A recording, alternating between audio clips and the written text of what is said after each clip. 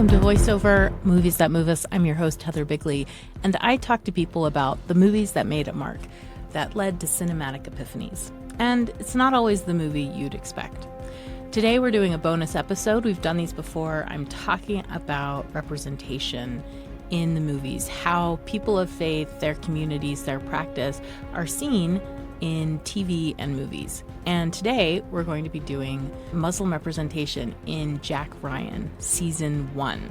Season 1 of Jack Ryan dropped in 2018, and 40% of Prime members watched the 8-episode season within the first month of its release.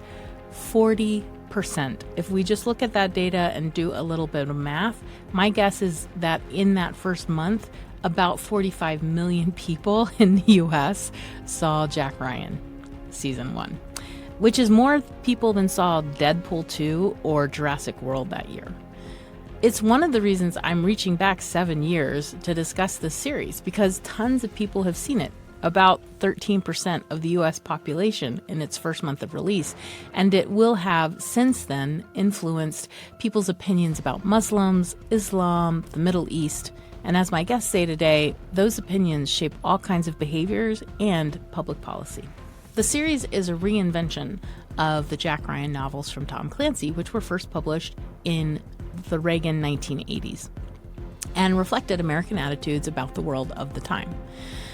The first season is about Jack Ryan racing to discover the identity of a new extremist Islamic terrorist, so Jack can save America from a cataclysmic terror event.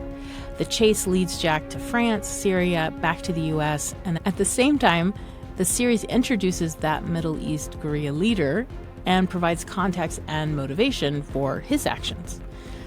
And the question for my guest today is that enough to keep the show from perpetuating negative stereotypes about Muslims and Islamophobia? My guests today are Uzma Jafri and Kevin Blankinship. Born in Chicago, Uzma was raised in Houston and now lives and works in Phoenix as a physician. She's the daughter of Muslim immigrants from Pakistan and India, and the mother of 4 children, which she sees as her primary job and role. But she's also a medical director of an assisted living and hospice agency. She's graduate medical faculty, and she's a certified speaker for the Islamic Speakers Bureau of Arizona while volunteering with multiple organizations to support refugees. She's also the co-host of Momming While Muslim, the podcast. Kevin Blankinship is a return guest. You will remember him from our episode on The Dark Knight. He's a professor of Arabic and the medieval Middle East.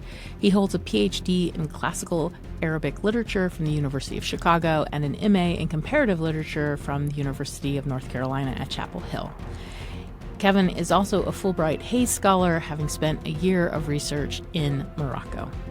Okay, guys, this show is 7 years old. Most of America has seen it. So don't get upset with me when we talk about quote-unquote spoilers, okay? Like, if you haven't seen the show, I don't know where you've been. At any rate, away we go.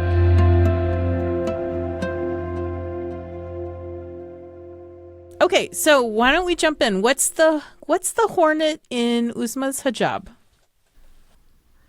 The hornet in my hijab. It's probably any kind of shows like Homeland, and that's all I could have in my face or in my thoughts when Jack Ryan was first, like a thing and coming out. And my husband is like watching it so religiously. It's like, really good, you should watch it.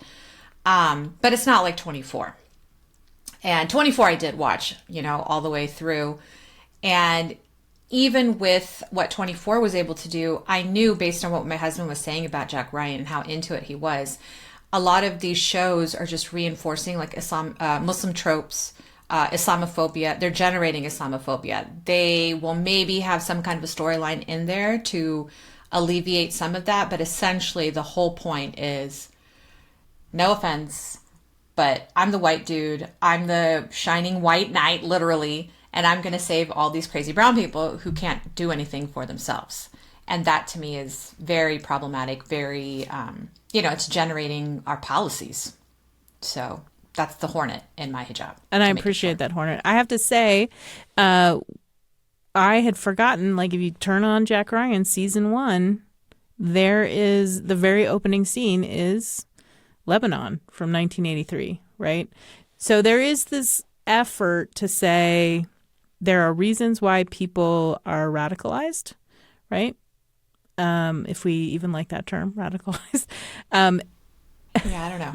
I used to like that term. So there's a reason why that's happening, but again, it does come down to the end of the series is a face-off between a Muslim man and the white man, and who's going to die and who's going to save humanity, essentially. Kevin, jump in here. Compared to something like Homeland, I mean, Homeland is ridiculous, in terms of how it portrays. I just, like, I was telling Heather before we started recording, like, the first time I saw Jack Ryan, which was a few years ago when it came out, and then again this time watching it, it's excellent. I mean, within the framework that you just described, which, is like, there's a conversation to be had there about American foreign policy and feelings about it in the region. In terms of how Islam is portrayed, Arab culture is portrayed, those kinds of things, like, I haven't seen better. I think it's excellent. I think it's very sensitive, in part because it does show, like, so like you said, the final showdown is between a white man and a Muslim man. There's Muslim men who are trying to also fight against this radicalized Muslim man. So like Lutfi, the uncle, he gets them, the wife and children, their Turkish passports. There's other people like that who I think is at great pains to portray. We should understand that Haneen, the wife, is in her way fighting against the radicalization. Now that is again its own trope, right? That the Muslim woman is more progressive and is in need of white help to defeat her husband, who is. I want to take off my hijab. Somebody help me. She never does that. Yeah. Yes. There's a hornet in it. She doesn't walk away from the hijab, which I have to say is the only marker of Islam, and could be argued is just a marker of the region from which she comes, right? We don't see her engaging in any sort of religious practice or, faith. Yeah, I'm trying to remember if she does anything like that. They don't show her praying or anything. I don't know if the actress is Muslim or not. She's from Saudi Arabia. That's what also very westernized, but That's also the issue, though, because it's like if you're having people who are not Muslim portraying Muslims, either get a really good consultant or, then you do have to avoid any religious practices because it's pretty standard how Muslims are worshiping and their rituals and stuff. So you really want to get somebody who knows it. But then the people who do aren't going to participate in something like that, in a project like this, I don't know. I mean, like, I think there are people who, I mean, you can, there certainly are people who feel that way. I think there are other people who are pragmatic and who say, listen, this is a big chance for us to portray Islam in a good light. I mean, again, the writers clearly in the show overall are at great pains to say we're very and also to make it clear that, like, they feel conflicted even about, the original premise of the Jack Ryan universe and Tom Clancy's novels. So at one point, I can't remember which episode it is, Jack Ryan is talking with another character who says, "Can I ask you something? How could you be in the CIA, knowing everything your government does?" Well, I figure it's better to be on the inside. Maybe be able to change something and be on the outside and not be able to change anything. And there's thing after thing like that where, or the pilot, the drone pilot who drones the wrong person and then he goes all the way, to, is it Yemen? And, like, which that for me, the problem I have with that is, like, aside from the power dynamics we're talking about, it's just kind of this throwaway plot line that's like, we get 2 or 3, scenes with this guy. But, anyway, so there's, the writers take these pains to sort of problematize the issue that you brought up, Uzma, and to try and make it clear that, like, it's almost like they're apologizing for, okay, we're making a Tom Clancy show, and the premise of a Tom Clancy show is, like, American foreign policy and power in the region. Within that framework and the story that we're trying to tell, we're going to show very carefully, like, how sensitive we are to, Yeah. I didn't even know it was a book series until my husband told me towards the end. And I was like, he was like, are you going to read the books? I was like, no. Why would I read that? Like, I'm not even going to read it. When there's like Tom Clancy himself before he died wrote like 14 of them, I think. And then I think other people have carried it on. And it's like, in the multiple dozens now of books. And I didn't know how many, I'm embarrassed to say I didn't know how many of them had been made into movies, including The Hunt for Red October. That's the very first. So like all the way back to that movie, that's a Jack Ryan universe, movie.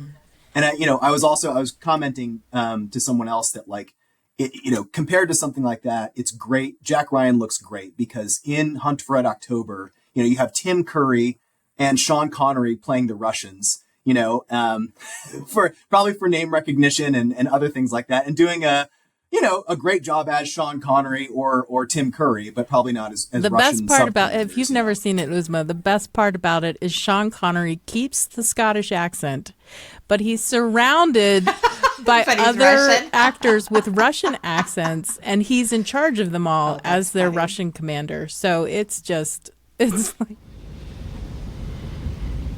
What gives you the right to fire on my ship?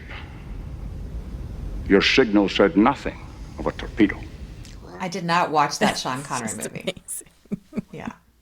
One of those Russian Scots. They're very prolific. They're very common. Yeah. Yeah, very common. Okay. So we mentioned the drone person, but I actually want to talk about who the drone pilot killed, because that was it's a beautiful little moment, right? Not when he dies, but he gets introduced at the beginning of an episode. A man is basically praying with his son. He's teaching his son how to pray.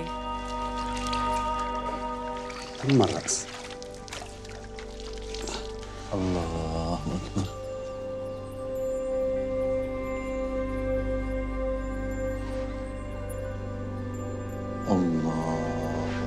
Allah. السلام عليكم ورحمة الله. السلام عليكم ورحمة الله. ما شاء الله. And he gets on his moped and he goes out, and we don't know where he's going. He waves to the people, right? Like, we're getting this vision of family and community, and then out of nowhere he's killed. Oh. And again, this is a place where they're turning it on and turning the whole concept on its head. But I felt like the actual practice of Islam is just sprinkled, and most of the things that I saw were that's regional, that's cultural, that could be construed as something out of Islam, but it could be construed as simply that's what people do in that area. And so I kind of wanted to talk about that. How did we feel about when we say we're looking at representations of Islam? How much do we differentiate between actual ritual and practice and that's a cultural thing that's happening there anyway? I don't think the average person knows to do that, because the average person thinks Islam is a monolith, as if Christianity is a monolith. I would never say that all Christians are like this or all Christians do that or they worship like this, but it's easier for people to compartmentalize that, right? So regardless of what good intentions any filmmakers go into or television makers go into, you can't show those nuances unless you're very intentional about it and you're very clear about it. So I don't think the average viewer has any way to differentiate culture versus religion, but an actual Muslim might be able to. And that's not me saying all Muslims, because I know there's plenty of Muslims who wouldn't know anything, because I'm currently watching something else I won't bring into because it's, I guess, it's a non sequitur. But it's really funny because there's plenty of Muslims who are clueless about Muslim practice anywhere in the world. I feel like you have to tell us the other thing that you're watching. I'm watching Deli Boys. It's freaking hilarious. I'm not done with season 1 yet. But it's just... I don't know this show. I'm really... it's so good. It's on Hulu. And these guys are praying the funeral prayer, which is a little bit confusing unless you do it often. And overseas, people do it at every single prayer. In the masjid in America, it's a little less common for us. So these are 2 kids who were raised in America. They have no idea. And they're totally messing it up. And the other parishioners who aren't really supposed to be doing this like kicking them in the prayer because they're doing it wrong. And I just like spit, lost my urine, did all the things laughing because I just thought it was so funny, because there are Muslims like that as well who wouldn't know up from down. So same with any religion. This is something I tell students all the time, is that the average, kind of taking them back to sort of the basics. We talk about Sunni Islam. We talk about how there are 4 different madhahib. There are 4 different schools of thought and practice, just for, viewers and listeners who might not be familiar with it. And how, correct me if I'm wrong, Uzma, the average Muslim, just like the average Christian, probably couldn't tell you, they could probably tell you some of the differences, but they probably wouldn't say, I follow this school of thought and practice in all things, because you just kind of absorb what you do from your family, from your friends, from your community. And the same is true, again, of the average Christian. Like most religious people, I would venture, are not religious scholars. They're sort of everyday practitioners, and they just kind of do what they've seen other people do. And, unless called to think about it and study it more deeply, they just kind of do it on autopilot almost. Right. No, I agree with that completely. Yeah. So there are these moments that are sprinkled through that I did find moving. There's, for instance, I think it's in the second episode, we find out that Jim Greer, the black head of Jack Ryan's organization, is actually a Muslim convert. And, someone comes from the mosque and reaches out to him in a very loving way, and then gives him this beautiful, I'm going to call it a rosary. I don't actually know the term. What would the term be in? Tasbih. I want to give you something. Oh, come on. I want you to have them as a reminder. You may have taken a break from him, but Allah is with you, always. Never forget that, brother. Which comes up later. He brings it out at a later point. He's been using it. Like, that moment of connection is really beautiful and lovely. Kevin, though, you've kind of had a problem with Jim Greer as Muslim. Yeah, I obviously, not in principle, obviously, not in principle, the fact that he's Muslim. It's just how he's used in the story. Everything in a show like this or in a movie is chosen for a reason, because there's limited time and limited, scenes, limited shots that you can do. So you have to be very purposeful about why you choose a thing. So, the question for me is, why is Jim Greer a Muslim in terms of the plot? And it seems mostly that he's being tokenized to show people that here's a good Muslim who is like us. And we don't get much. The reason I say that is because I can count on less than one hand the number of times that his being Muslim comes up in the show over 8 episodes, each one almost an hour long. And they're mostly throwaway scenes or lines. So, right, that adds some texture and some color. The fact that he, like the imam reaches out to him, the leader of his mosque comes out to him and does that. We have the scene later on where he's in the car with the French cop, and he's got the tasbih, and the French cop is like railing against Muslims and saying we should keep them all out, they whatever. And he takes out his tasbih and he's like praying for patience and says like, it's a tasbih. I use it when I'm unable to pray, or when I need Allah to grant me restraint. We don't hear more about, the differences between being a black American Muslim versus like being a Middle Eastern Muslim who grew up in the region. There's all this context that we don't have. It's just kind of like, bloop, here's your token Muslim, your token good Muslim. All the things that I think the writers are trying to do with him and that character, that aspect of his character, they do great with, the people that they show from the region. We clearly see innocent people. We clearly see good Muslims who act with good intention and within their circumstances. Another moment I think that is more, it just seems clunky. And I'll just say this last thing and then I'll shut up, which is, I think it's in the last episode where one of the bombers, they're in the DC area now. One of the bombers plants a bomb in a pizza parlor. And as he's walking out, he passes 2 women wearing hijabs, 2 Muslim women, who he kind of accidentally bumps into them and says, oh, sorry. They say sorry. And then he walks out and he has this moment of realization, and the shot and the way they do everything is supposed to help you understand. He realizes he's about to kill Muslims in there as well as non-Muslims.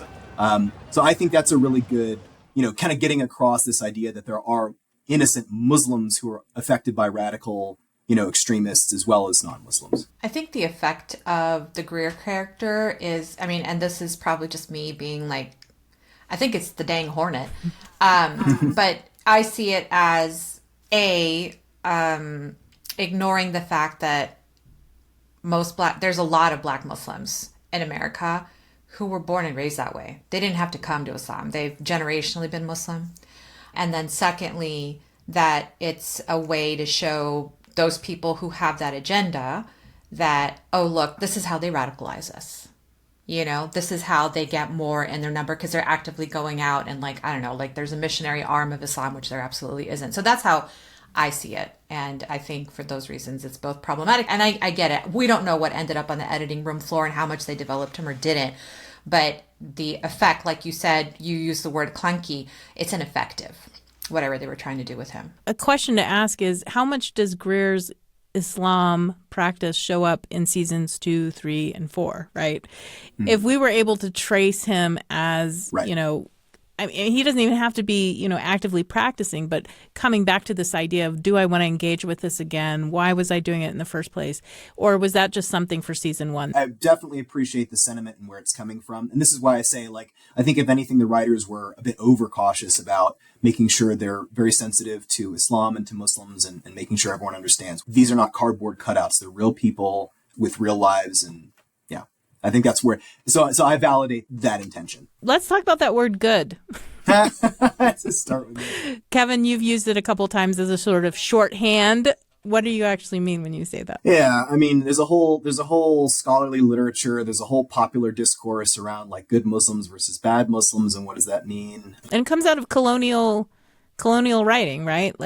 There's the good native informant who's going to help the colonizer achieve their goals. We see this in, Kim, right, by Rudyard Kipling. We see this, in 19th century colonial adventure stories, and we see it throughout the 20th Westerns. Yeah, we see it throughout the 20th century. There's going to be the good one who helps the white colonizer achieve their aims, and then everyone else is sort of a bad guy. Yeah. So, and there's even, and to be fair, that's absolutely 100% true. I agree with everything you just said.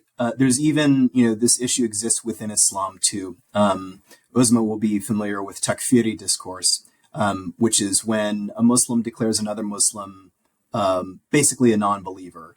It's been co-opted by Muslims throughout the history of Islam as an excuse to kill other Muslims. So, even within Islam, this has been, throughout in different periods of history, parts of the Muslim community, leaders and other people have been we need to tamp down, this discourse of saying this person's blood is licit, meaning it's okay for this person to be killed. So even within that space, but, certainly also, as you were saying, Heather, in terms of the, colonial right. and post-colonial dynamic. Well, and we've seen the rise of that kind of discourse in Christianity over the last 10 years, right? You're not a real Christian. I'm a real Christian. And it's coming from all different directions. I don't know. I can't say that I'm familiar with it. You're giving me way too much credit for being smarter than I actually am. I'm super not. Smart. So I don't know the Takfiri discourse at all. I was raised in a Hanafi household, but I identify as the equivalent of what the West would call Wahhabism and be really scared of me. And Heather and I have spent much time together. I don't know. I don't think I'm that extremist. You're not? I'm extremist in other ways, but I don't think my Islam is that extreme. And so what we learn unequivocally is that you can't just go around killing anybody, much less Muslim or not Muslim, especially if it's to fit an agenda. And I don't know what's going on in Christian discourse, so I can't speak to that. But I did want to bring up for people who want to, maybe explore good and bad and where that comes up specifically for when we're talking about Muslim tropes is Dr. Maytha Al-Hassan, and she's based out of, I think she's in California still.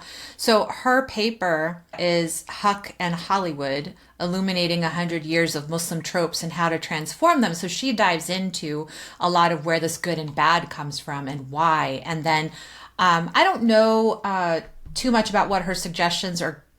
Well, I mean, I guess it would take people actually implementing her suggestions in order to see if they make a difference. We don't know that yet because it's, I think that's come out in the last decade. So it's pretty new. So again, having that in my bonnet and then seeing that Jack Ryan is on TV, it just didn't help me. It's why me investing that time in any show is helping that show's ratings. Like you're talking about 40% of people watch this. That matters. Somebody's looking at that number and somebody's looking at it saying, oh, that's 40% more money I can make out of making more of this stuff. And so that's why we have a century of these tropes like in our media. You know, it's like I'm not going to invest in things that are going to hurt me or my kids. So that's my take on the good and bad. It exists because it has already been there. Mm-hmm. You know, there is a culture, especially in the West, of being the good people that are always breaking down all these crazy secretive societies and barriers that they don't want outsiders for whatever reason. And we liberate all these poor women and we liberate all these oppressed people and suppressed sexuality and all these kinds of things that we need more of in society because they help. You know, we don't create things like Epstein rings or anything like that. So, yeah, you know, yeah, I think that's my take on good and bad.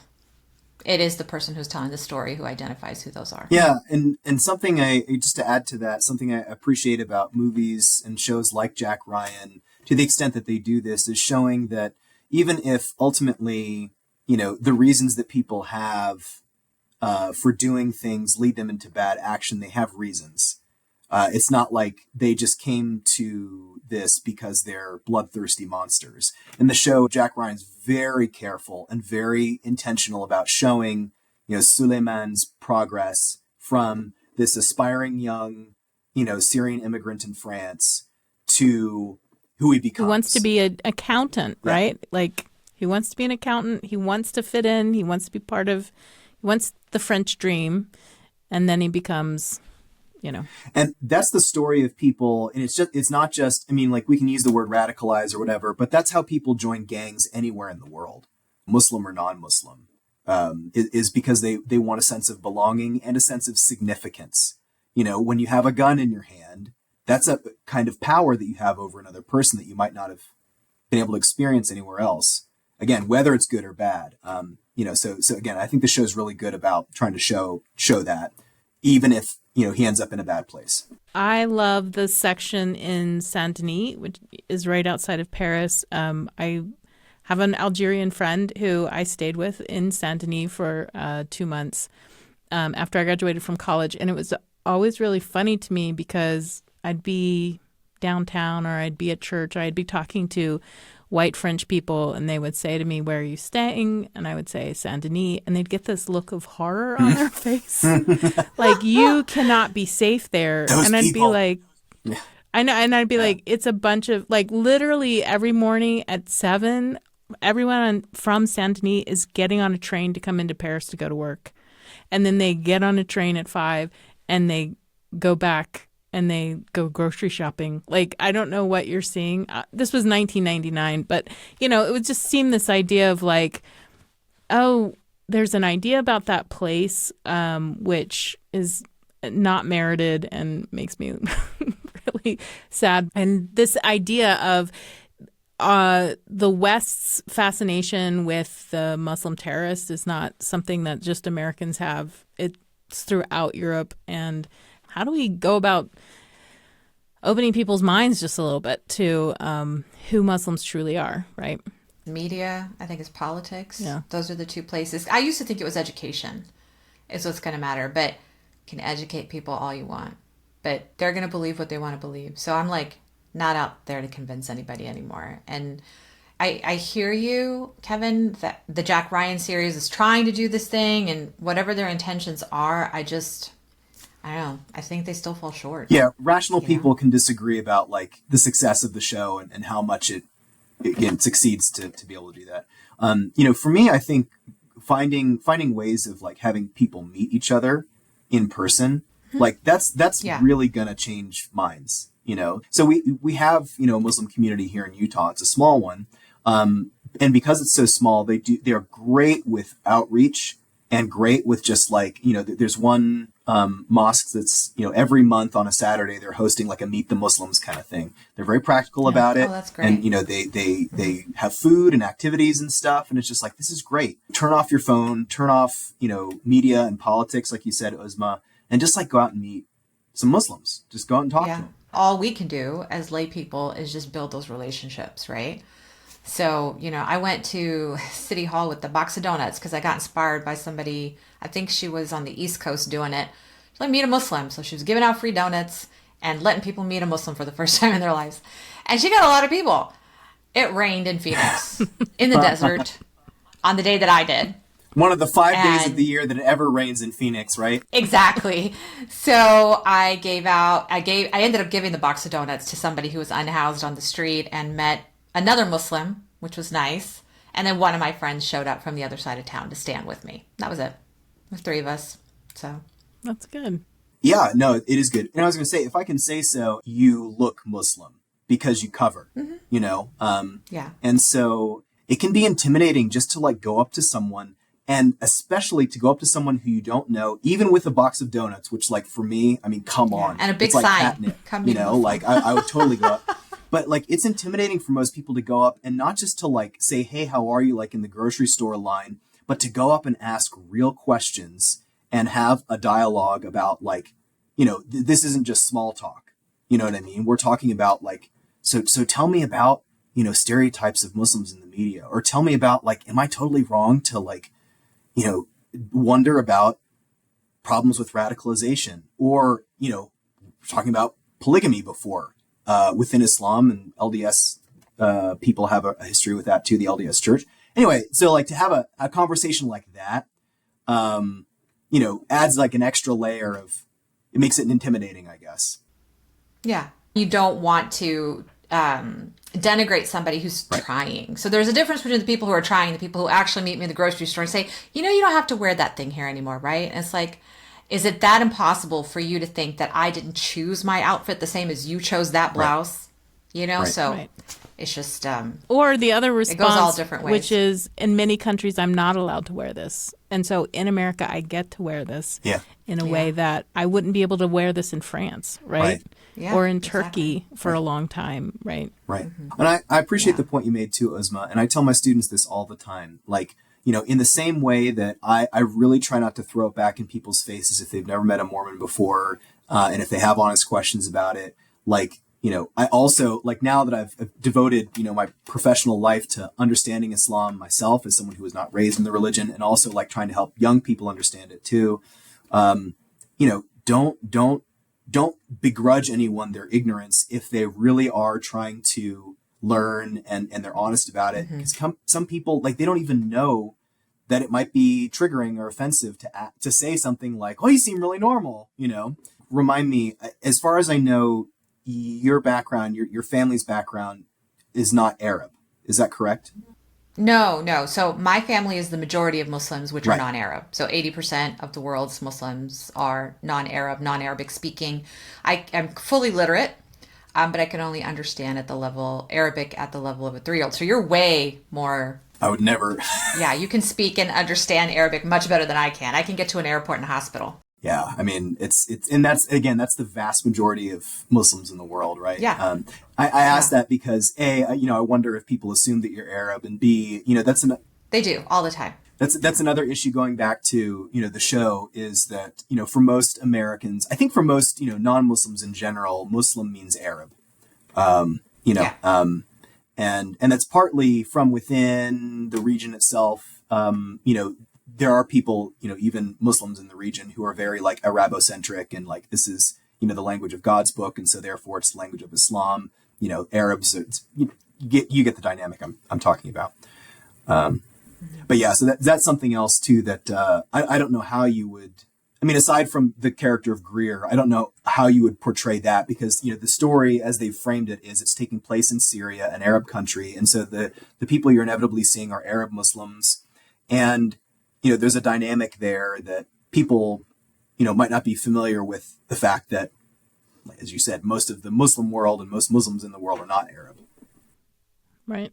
Well, there is this attempt at, like, not a very big one, but within France itself, there are Black and biracial folks that are at the mosque, and there's an attempt, in the DC area to show that, like, oh, there are other Muslims who are not. That's a very diverse masjid in DC. Yeah. Right. So it's a good place to show They could have used the Dianet Center too, though, because that's a pretty diverse one. I'll only add to that, this is for lay people as well as policymakers and pundits, which is that get more than one Muslim's opinion about anything, because Muslims have as many different opinions and life experiences as any other group of people. You know, there are as many different experiences of being Muslim and of Islam as there are people walking the earth, as there are Muslims walking the earth. So just, expand the scope a little bit of the opinions and the sources that you find. I think if people are trying to understand Muslims or the Middle East or Arabs, whatever you want, to learn that, most Arabs are actually Christian and not Muslim, that would be great. But watch their films, like films made by Muslims and Arabs. Like, stop relying on these teams that need all these consultants and writers. Like, that one person could be the team. The person who wrote it was an Arab or a Muslim, and let's support those media makers who are doing that, if the intent is to actually understand and not to commodify or to profit off of what is the most popular byline in the news.